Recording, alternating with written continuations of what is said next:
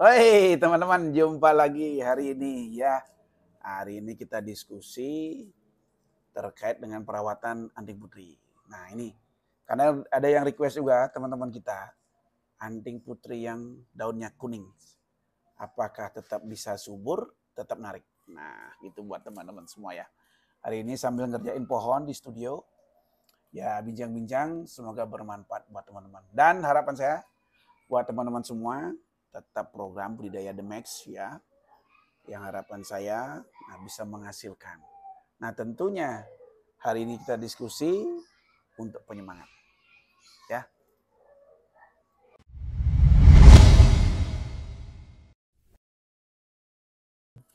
Nah jadi kita bincang-bincang nih, bincang-bincang terkait dengan programan yang ada di studio, terutama program Adik Putri.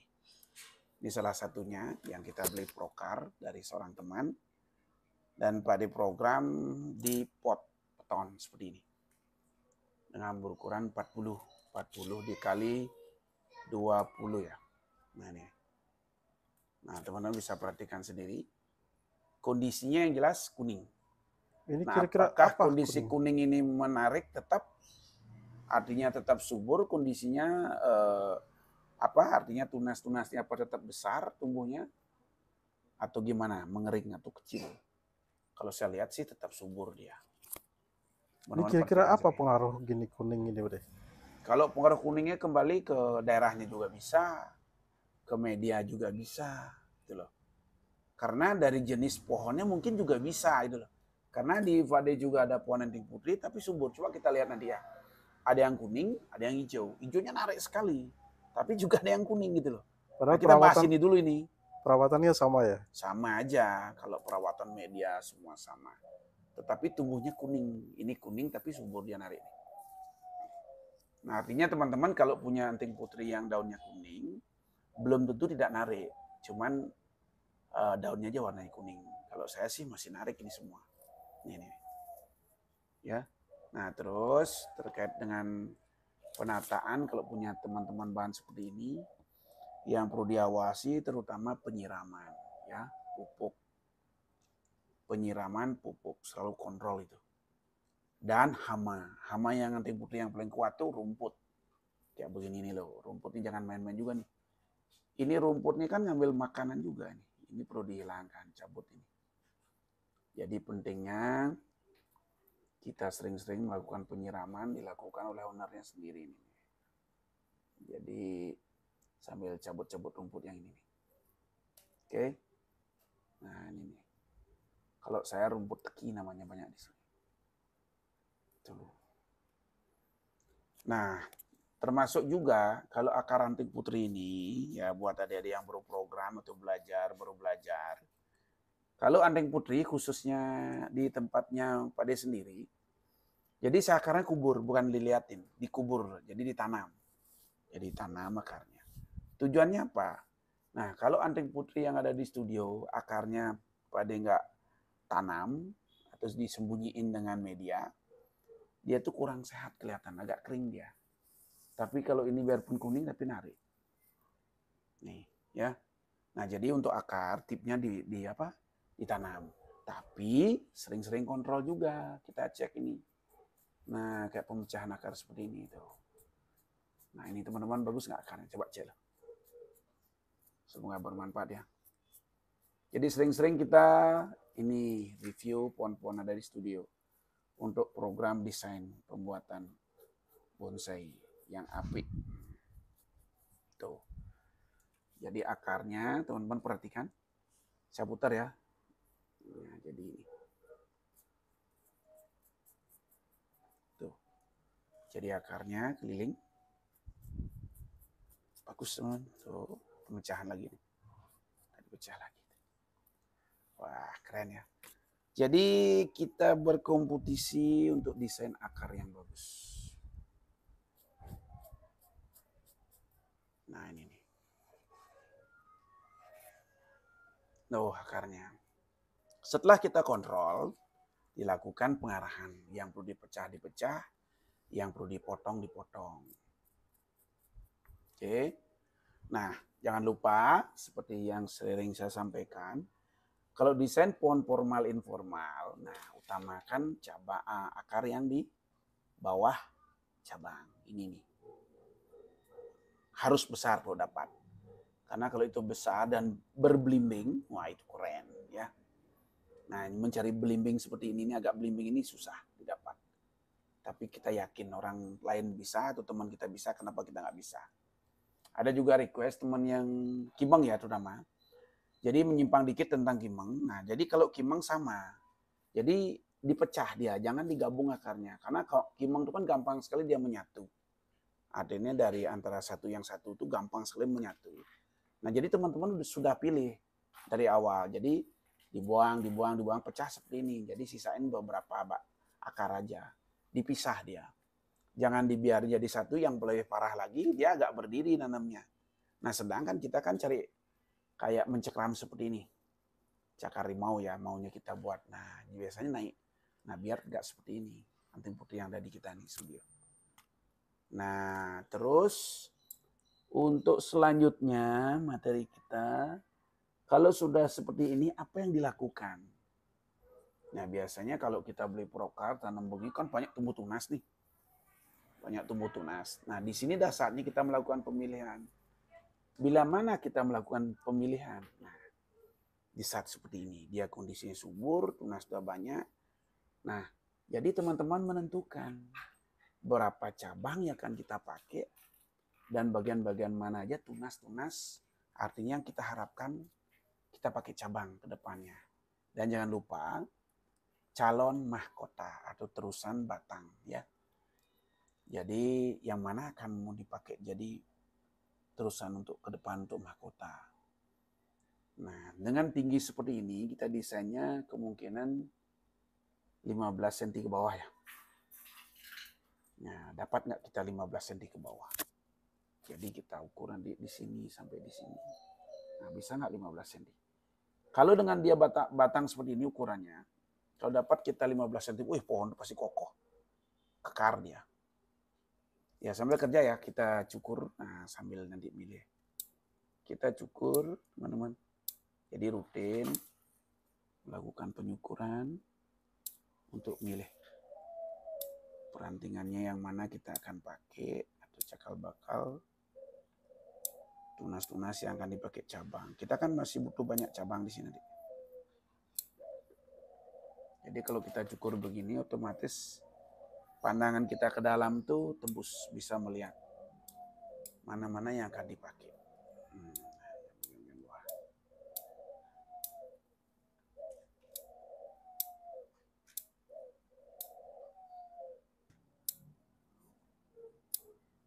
Nah, setelah dicukur begini, secara otomatis kan kelihatan. Nah, jadi di dalam tuh kelihatan yang Ternyata mana dominan mau dipelihara, yang mana tidak. kerangka di dalamnya bagus juga ya. Wah, ini keren. Ini sudah mulai pilih-pilih. Iya, setelah dicukur bagus juga. Ya, keren ini. Ini kan bagian mukanya nih, Budi. Mana? Mana nanti untuk calon mahkotanya? Oh, itu dari depan dia. Kalau untuk mahkota, sering ada juga adik-adik nanya ya teman-teman. Kita pilih yang paling depan. Karena ini desain bonsai kecil, nah, bonsai The Max, hati-hati, jangan kejebak. Kejebak dimaksud itu mana? Kadang-kadang serada langsung dan serada disadari, nah, mahkota itu ada di belakang. Nah, kenapa? Karena sering terjadi karena ada dua cabang atau tunas dominan yang tumbuh tinggi. Nah, jadi sebagai pemilik atau owner jadi sebuah dilema. Yang mana mau dipakai mahkota? Nah, itu biasanya. Nah, kita terjadi di pohon ini juga. Nah, biasanya tunas yang paling dominan di atas itu paling cepat subur, ya, paling cepat subur. Dan tentunya di sini kita harus menentukan sikap. Menentukan sikap yang gimana? Yang milih mahkota. Nah, di sini contoh anggaplah di cabang pertama dulu. Ini kan cabang pertama yang kita buat. Desain ini saya pada desain rencana pakai twin ya, twin. Karena twin sangat mengasihkan. Ya, jadi twin dulu kita lihat. Nah, kita pastikan memang posisinya sudah tepat dan benar. Contoh, nih cabang yang pertama di bawah, yang paling bawah. Nah, dominan ini kita buat twin seperti ini. Nah, pastikan bahwa cabang paling bawah ini atau yang kita batang pakai untuk twin, dominan dia besar. Nah, terutama yang terusnya ini. Kita tentunya akan membuat mahkota di sini. Mahkota kedua ya. Nah, terus yang mana pakai mahkota keduanya? Di sini kan ada juga di sini 1, 2, 3 banyak. Yang mana paling enak? Bisa yang di belakang ini ditarik ke depan, bisa yang di sini tekuk ke belakang lagi ke depan. Jadi buat ruang dia. Oke. Artinya maksudnya jangan di belakang sekali, yang di sini loh, dominan yang dekat-dekat cabang ini. Tarik sini bisa pakai mahkota. Kalau ada yang di sini lebih bagus ini, bawa ke belakang dulu baru tarik ke depan. Jadi buat ruang dia. Oke, nah di sini. Nah jadi ya di sini hilang nih, yang ini hilang nih. Nah jadi yang kita pakai ini di sini, yang ini kita pakai. Nah, terus yang ini kita pakai depannya, tapi posisi di bawah dia, di bagian atas. Nah kita los ini. Oke, kita buang yang ini, yang nggak penting.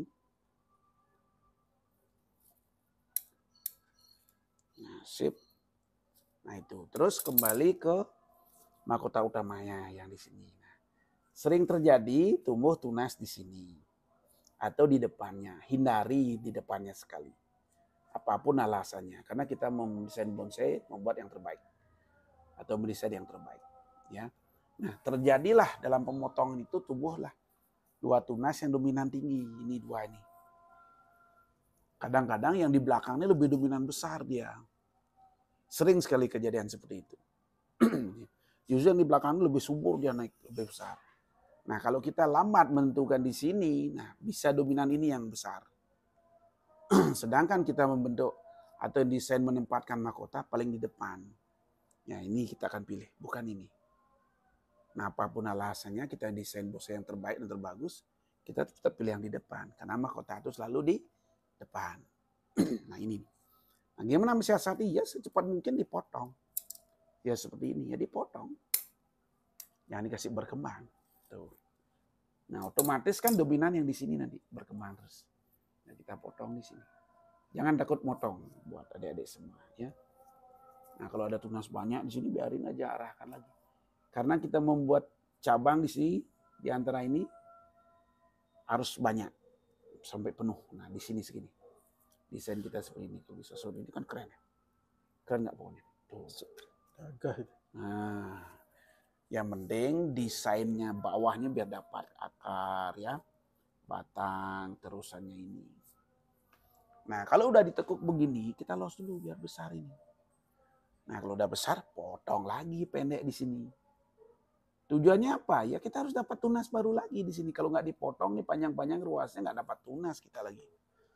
Nah bagaimana semakin tinggi semakin rapat percabangan. Nah, contoh ini, pada potong kemarin ini, tumbuhlah ini, tumbuh ini, naik lagi satu tarik. Kalau udah besar, potong lagi di sini, tumbuh tunas lagi, terus seperti itu. Nah untuk mendapatkan tunas-tunas yang baru dalam jarak 1 cm, 1,5 cm, 2 cm, biar terpenuhi ini. Oke, paham? Nah sebelum pada tutup, dan kita cek dulu perbedaan anting putri yang pada di sini ada kuning dan hijau. Nah, oke. Kita cek ya buat adik-adik semua. Semoga bermanfaat. Ih, warunya subur. Nah, waru semakin dipotong daunnya semakin kecil nih. Jadi jangan lupa ya, dulu programnya kecil, sekarang udah besar. Kondisi subur akar. Kita arahkan. Nah, jadi rawat pohonnya dengan baik, sebaik mungkin, dan diarahkan dengan teratur akar apa ya. Ya kita cek anting putri dulu, teman-teman. Nah ini pada ada nanam anting putri juga. Ini kuning. Nah sedangkan ini hijau.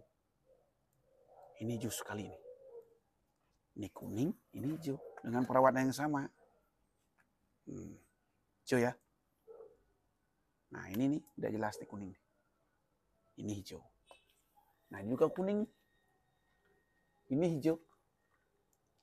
Nah, padahal sama perawatannya. Termasuk ini juga. Nah, ini nih. Ini kuning, ini hijau. Subur. Apa perlu selingan begitu ya? Tapi yang jelas kalau kuning ini kita waspadai medianya. Berarti kan dua faktor juga ya. Mungkin karena cuacanya atau karena medianya. Atau akarnya sudah penuh. Yaitu tentunya buat pengalaman kita selalu belajar. Nah ini sancang ada nih satu saya. Jadi kita program di pot. Jadi selalu diarahkan. Nah ini sebenarnya harus sudah dikawati. Kalau terlambat, nah kita kelenturan susah nanti nyari. Ini akar juga kita buat. Nah ini sudah ada akarnya bagus. Tinggal mecah aja nih. Tuh. Akar kreman. Mana tuh. Ingin punya akar yang bagus. Nah ini dia. Keren pokoknya. Iya. Program terus buat teman-teman. Jadi kalau program Sancang kemarin ini sudah subur, besar dia. Nah hasilnya gimana nanti? Ini beli prokarnya berapa ya? 1,5 juta. Prokarnya saja. Sekarang udah begini. Jadi dari tidak ada percabangan, sekarang udah cabangnya seperti ini. Percabangan, terusan, ini kita tekuk dulu waktu buat. Tekuk buat dan los sekarang. Nah udah segede gini. Yang mana mau pakai mahkota? Bisa juga ini kita pakai nanti. Kita angkat, naik, seret. Nah, naik muter gini. Nah, bisa ini nanti kita potong di sini. Kita pakai ini nanti. Cuman untuk membesarkan ini kan harus narik dulu sini. Nah, itu membuat karakter ya. Kalau buat karakter harus pakai tahapan. Kalau kita nggak pakai tahapan, susah buat karakternya. Untuk mendapatkan yang besar. Karena teman-teman baru segini udah diputar-putar pohonnya, jangan. Di los dulu kita program batang sama akar. Jadi untuk membesarkan batang mengarahkan akar. Di saat kita potong pendek, kita angkat, kita bisa taruh di pot. Program. Tidak usah terlalu banyak. 10 pohonnya cukup untuk investasi The Max. Yang jelas siapkan pohonnya selalu. Salam semangat, salam berinvestasi. Dari Suka-Suka, ikuti terus channel YouTube Suka-Suka Bonsai. Salam The Max.